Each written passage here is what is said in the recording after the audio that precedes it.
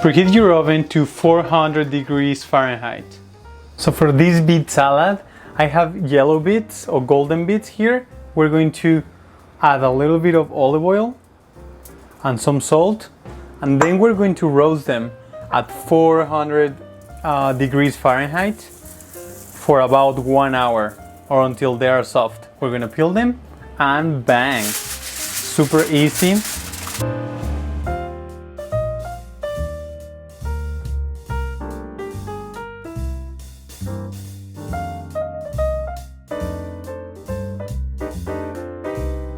So I'm basically searing here all the edges so all the steam stays in there. So what I'm doing is with my hands, I press here and then I'll go down, press, I'll go down.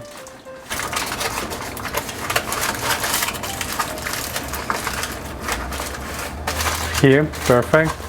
Just make sure everything is sealed tight. And now we're gonna do the red beets. These we're gonna do it individually because these are different sizes. Therefore, they're gonna take one is gonna take longer than the other one. Same thing. We fold in here and then we create that the same environment.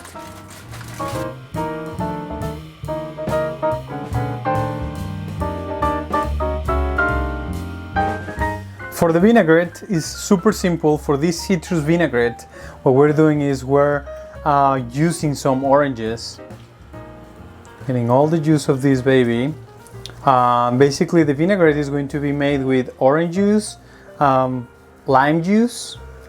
I have some juice of the blood orange that I squeezed before because I got that for the supremes that I did, to place it on top of the salad. So we just do this. This is nice. I don't know why, but guys, the oranges here in the United States, they don't have any juice. In Mexico, my God, one orange is enough. I'm squeezing 2 oranges to get about 1/4 cup. We might get a little bit more. You can drink that or add it to the vinaigrette. It's just, the ratio is 1 part of olive oil for 3 parts of, in this case, citrus juice. I'm also squeezing 1 lime. This is to give more acidity, more than sweetness. The orange is less acidic than the lime. That's why so we're adding the orange juice that we previously squeezed. Also lime, the blood orange juice, and we're going to add the olive oil. We're going to add 1/2 teaspoon of mustard, black pepper, fresh black pepper. I always like to add fresh black pepper because you just have all the aroma and all the flavors from the fresh grounded peppercorns. And to finish, we're going to add 1 tablespoon of maple syrup, just to add that deepness in flavor, that character. Gorgeous. We're gonna close, and then we're just going to shake like for 10-15 seconds, as hard as we can, until the vinaigrette looks like this. Something that I was missing, that you didn't tell me, is the salt. So we're going to add a little bit of salt. It's to taste. And then just one last time. Completely forgot about the salt. Can you believe it? Okay, perfect. This is the end product. I'm gonna put it in here just so you see it. You see how it looks emulsified? With the time, maybe in like half an hour, it might separate. But what you need to do is just put it in there, shake it, serve it. So these are what it's supposed to look like. All these little bits, beautiful. I use a cake tester, so it goes in very easy, it goes out in all of them. So for these bits were 1.5 hours. These are ready to go. We're gonna peel them. Also, we have the red beets ready to go. You see, perfect. This one big one too. All of them were 1 hour and a half. Ooh, look at this. Don't cry, don't cry, don't cry, chiquitín. You need to get a towel. Or you can use paper towels, but I always recommend use a regular towel because we're gonna peel them. First, peel the yellow ones because these stain less. So we're gonna put them in here, and then using both of your hands, we're going to do this. And you're going to discover below this skin, this amazing and vibrant color. Oh my goodness, look at this gorgeous beet. The most gorgeous beet you ever seen, right? No, maybe not, but look. So gorgeous, so beautiful. This is the caramelization because this part was on the bottom. That's what it looks like this. We can remove it too. But look. And now that they're hot, it is very simple to do this. If you try these when they're cold, they're gonna take a little bit longer. So just toughen up and then just get your towel and let's do it. This basically is just going to take you a few seconds. Okay, now we're going to do the red beets. And these are even easier, look. But look the color. Oh my goodness. Ruby color, beautiful, gorgeous.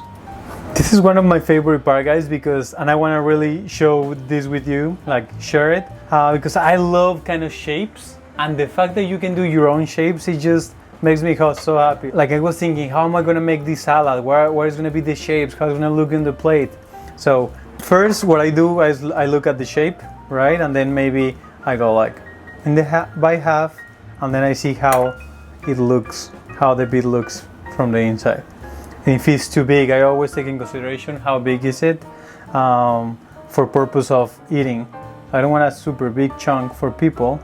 Like this is something that is here. I don't know where it is. I'm just gonna remove it. And maybe I'll do this. Something else came up. Well, so we remove it again. I hope it's not in the whole beet. But anyway. So I'm gonna cut this. Small pieces. Maybe this one in half. And then look, all the shapes you can do. And all of them look differently, so that's also something nice. Because I can do this, or I can do rounds. And these rounds look so beautiful too. That look, damn, I just love it so much. Okay, what else? Here, and then maybe I go the other way. You have thicker wedges, and then from here you just can replicate the same. Do the same, or just do one this side, and one this side. After you cut them, we're going to use half of the vinaigrette, and we're going to put it in there to start marinating the beets. So when the moment it comes to serve them, they're already marinated in the vinaigrette. They already absorb all these flavors, and they taste better. And look how shiny they look, so beautiful. We're gonna put them on the fridge. If you're gonna serve them right away, you can leave them outside, like maybe 30 minutes or 1 hour before you serve them. If not, just cover them with plastic wrap and put them on the fridge. Reserve it until you're going to eat them.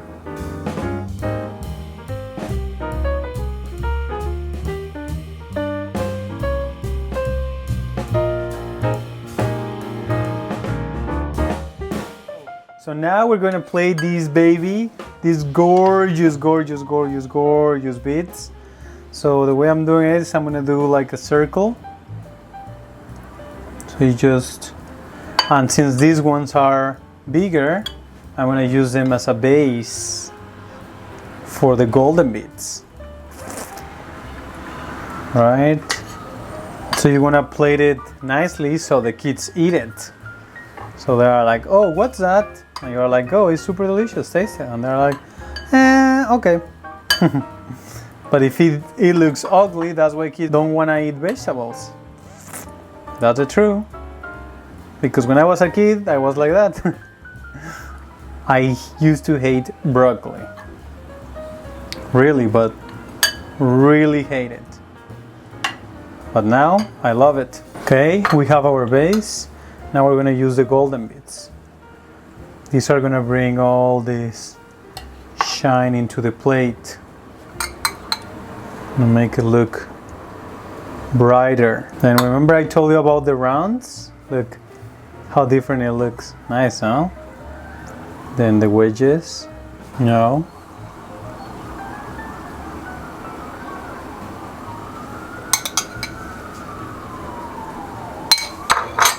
A little bit of the liquid, the vinaigrette. A bit of red. A bit of oil. Gorgeous. Then we're gonna top it with mandarins. Since this is a citrus salad, we have mandarins. We have orange segments as well.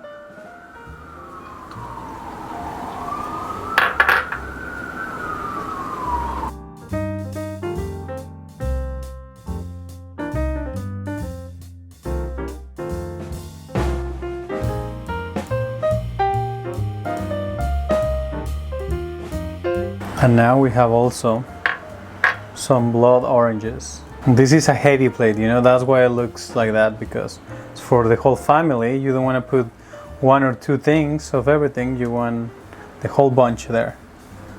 Okay, now that's done. I'm going to add some crushed hazelnuts. Oh, this is the cherry on the top. Why not? Some hazelnuts over here to give that illusion of cheese.